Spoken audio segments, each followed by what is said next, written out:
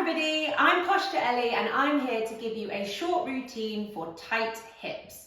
We're going to do 3 exercises today which tackle your hips in slightly different ways, and hopefully you're going to finish today's session feeling a little bit different, a little bit more mobile and perhaps a little bit less tense.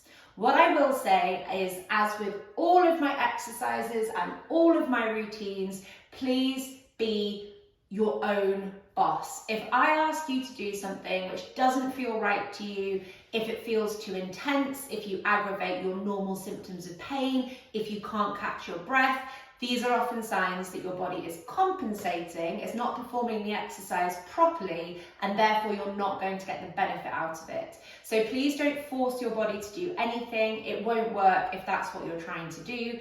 When an exercise suits you, it feels not easy, but it makes you feel good during and after. And if you don't feel good during or after an exercise, it is not the exercise for you. Before we get started, you are going to need 2 rolled up towels or blankets. So we're going to put these one underneath our neck and one underneath our lower back a bit later on. You don't want them to be too big, because if they're too big, they're going to create too much of an arch in your lower back and neck. So if you have really big kind of bath or beach towels, that type of thing, you can absolutely use them, but you might want to roll them only in half so that you're sort of laying on the red carpet for yourself. Just make sure that the towels are not too wide. I'm going to pop those to one side and we'll come back to those in a minute. The first exercise that we're going to do is called Drape. And I'll explain to you why this is a hip exercise in a minute. But for Drape, what we can use is a hard back dining room chair like this, and you may want to have 1, 2, 3, 4 cushions on it so that you are at whatever height you need to be, which I'll explain in a second. So the exercise looks like this. We are draping ourselves over the chair. And you can see here that I have my knees on the floor and that my kind of spine is in a bit of a rainbow shape. I cross my elbows and I'm going to hang my head heavy and my arms heavy. We are using the weight of your arms, your shoulders, your head and your neck to pull your spine in this direction and create length through the whole spine. If your chair is a little bit too high, and your knees are kind of coming off the floor at all, feel free to put a couple of cushions underneath your knees so that you're taking the floor to you and you're still getting that kind of groundedness through the knees and length from the head and the upper back. I'm going to get us set up into this and I'll explain why it's a hip exercise once we are in it. So just to quickly walk you through that again. I've got 1 cushion, but you may have 2 or 3. It just depends on the height of the chair and comfort levels. First thing, before we get into position, is if you breathe in and out of your mouth, and if you are somebody who breathes a lot with the neck and with the chest and with the collarbone area, you will probably struggle with this exercise a little bit.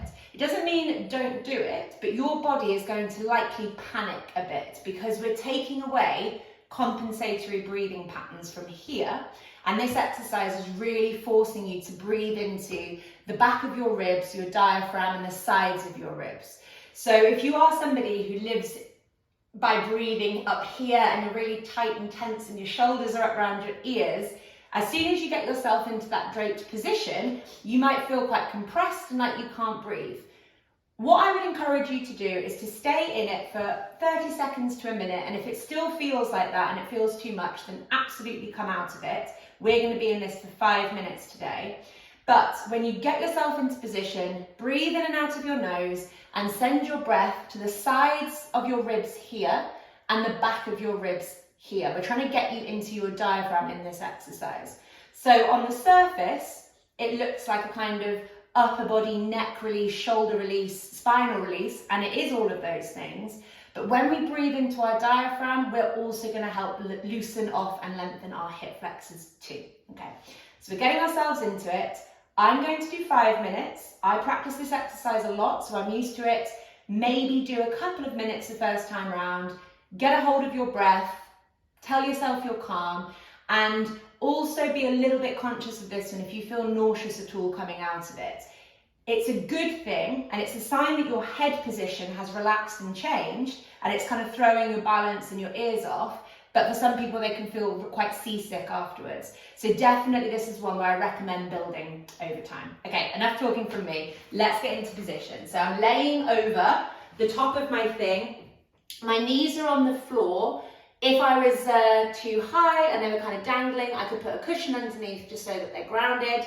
My arms are crossing. My head is completely relaxed.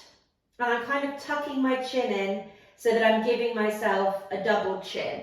What you might notice is that your head wants to lean up like this. This is you hyperextending your neck, and that is absolutely the opposite of what we want to happen, because we're trying to create length using the weight of the head. So hang those arms, the shoulders, the hands, the head, nice and heavy, and we're breathing into here. So we're breathing into the sides of our ribs, the backs of our ribs,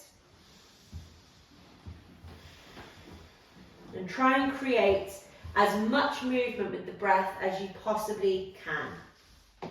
So yeah, if you are somebody who breathes in and out of your mouth and in and around the kind of neck and the chest area, you may immediately feel quite panicked, a bit compressed, and that's because we're taking away your normal breathing mechanisms. Hopefully, just with a little bit of time, a bit of practice, a bit of more diaphragmatic breathing and getting some more movement around here, you might notice that you can kind of overcome that, and actually it starts to become feeling more natural that you're breathing in and out of your diaphragm.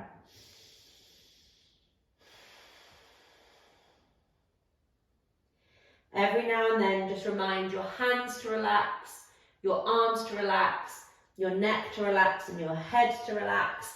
I need you to absolutely ignore me because I'm twisting and contorting my head around the whole time. You don't need to do that. You need to keep your head relaxed, pulling you downwards. And what you might start to feel either straight away or perhaps after a few minutes is you're likely going to feel an increasing amount of sort of stretch or just stuff happening around the mid to lower back, but you may also feel quite a lot going on in the neck area. So the most common things that people will report here are that they get a kind of stretch through their lower back because we're lengthening the lower back. Some people get a kind of winded sensation around their ribs. I absolutely get that. So I have a wonky rib cage, I have a bit of scoliosis, and as I get my breathing patterns more functional and I really focus on that diaphragm, it releases my rib cage and it almost feels like I've been punched in the back of the ribs, but it feels good. It's like a kind of bruised feeling as the rib cage releases. For other people, they get a lot of stretching around the neck and around the upper back, and that's just a really great sign that you're getting rid of any sort of tension and kinks in your spine, really. So just keep on breathing. You may want to experiment with this sort of setup a little bit. So it may be that your chair's a bit too high, a bit too wide. You may have too many cushions. You may have not enough cushions, but you'll find, it's like Goldilocks, when you've found the right setup, you'll know that you have the right setup because you're able to relax and drape and hang that upper body heavy, and you'll also notice that you get stuff kind of happening around the spine and the rib cage and stuff. So what can also start happening, especially if you're like me and you're an anterior pelvic tilt, which means that you're tight in your hips, they don't extend very well, and you're kind of tight into lumbar lordosis, so your lower back is quite tight, is that this position tucks your pelvis under posteriorly. So it's the opposite of an anterior pelvic tilt. So when your pelvis tucks under posteriorly, it creates length at the front of the hip flexors. And so for me now, we're nearly 4 minutes in, about 30 seconds ago, I can start feeling my hip flexors stretching. It's quite an intense, deep feeling, sort of here at the front. Not to say that that will definitely happen for you, but maybe if you're anterior, you might feel your hips start stretching at the front. And honestly, Drape is one of my favorite exercises to get a hip release in because my pelvis really struggles to move into this posterior flex position. So this is just an exercise for me that can really unlock my body. We've got 40 seconds left until we hit 5 minutes. You may have come out of it, that's absolutely fine. But let's just keep focusing on breathing in and out of the nose and into the diaphragm, tucking the chin in and staying nice and relaxed.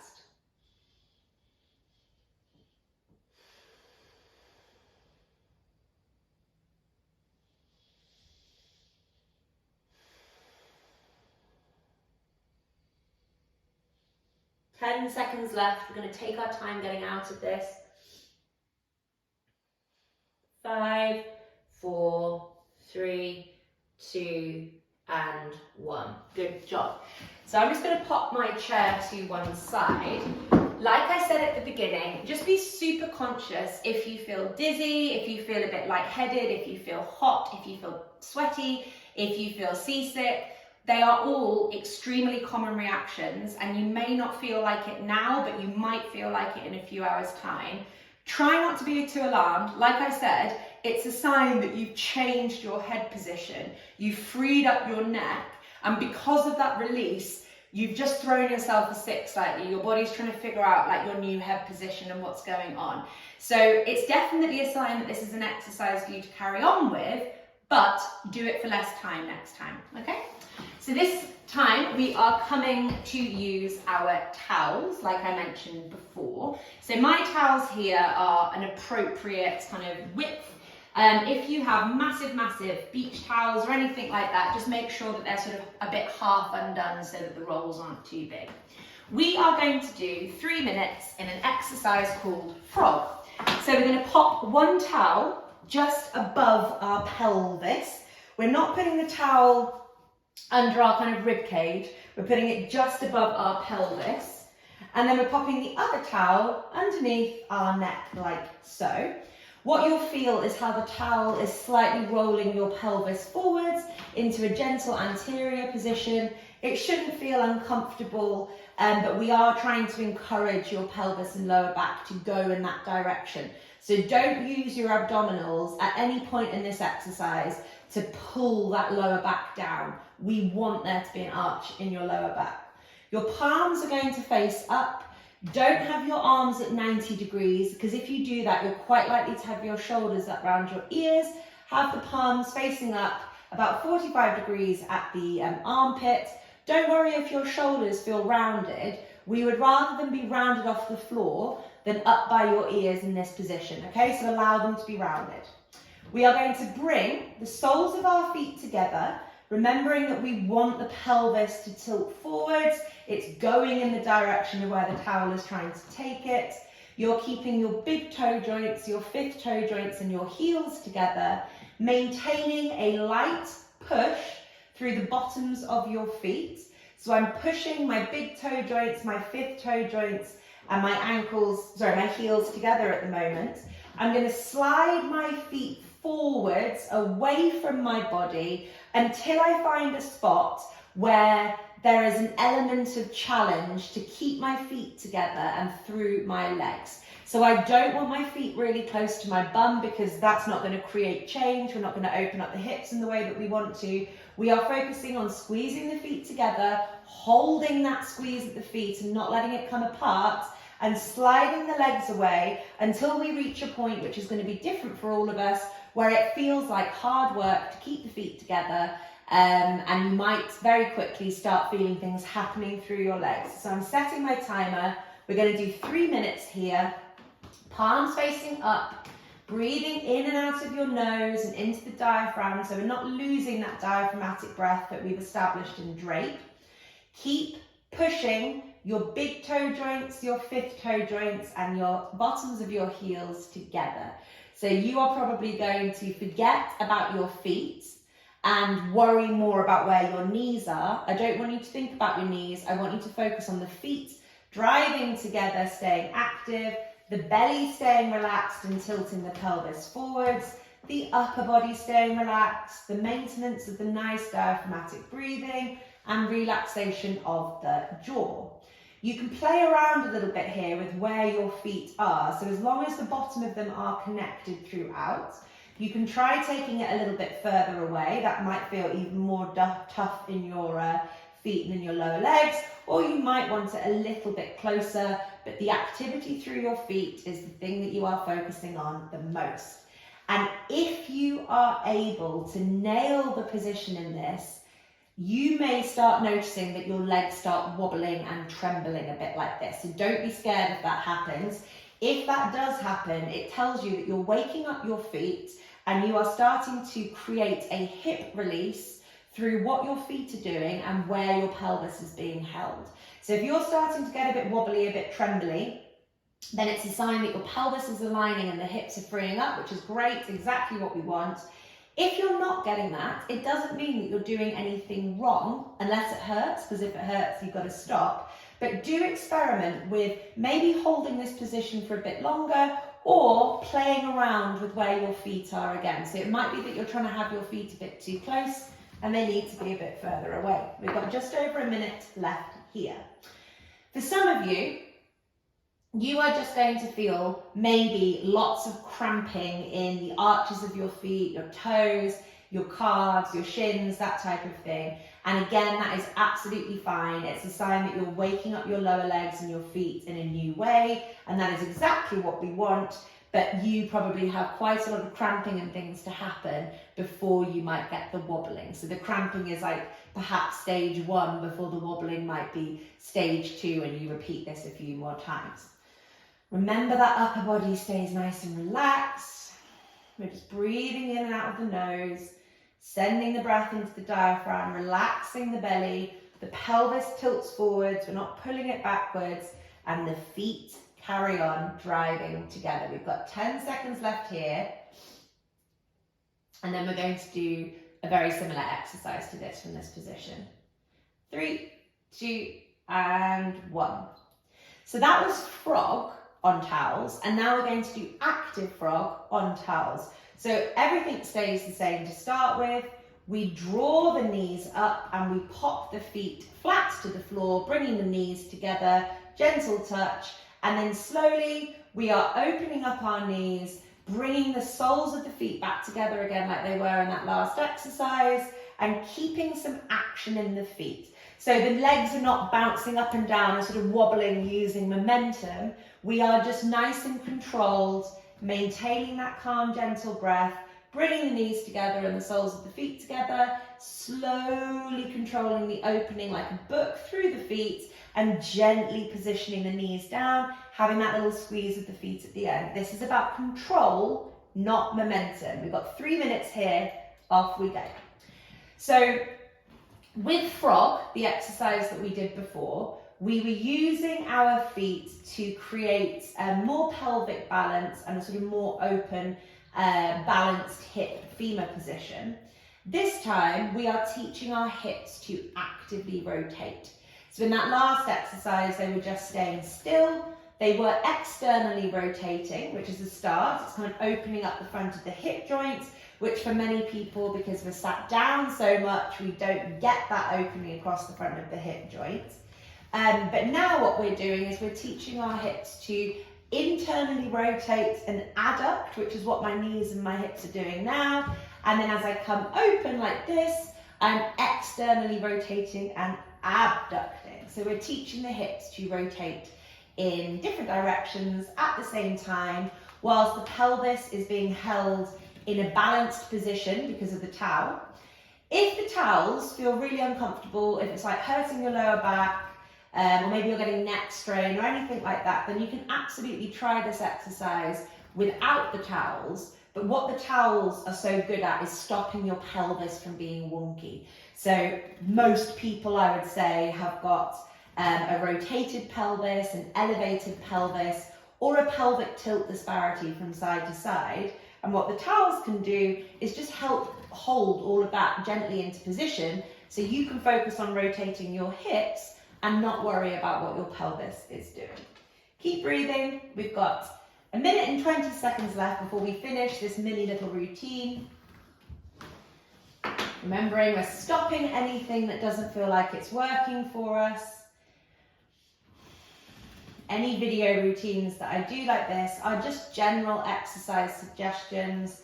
It's absolutely not to say that they're 100% going to suit you as an individual, but they are just ideas of things that I believe in my experience with my clients and things like that will generally help most people, but everybody is a little bit different. And if your body is giving you warning signs that it's not happy, then please, please respect what your body is trying to tell you. Your body knows you better than I do. So just because I'm on a screen telling you to do something absolutely does not mean that you need to push through and force it if your body is asking you not to.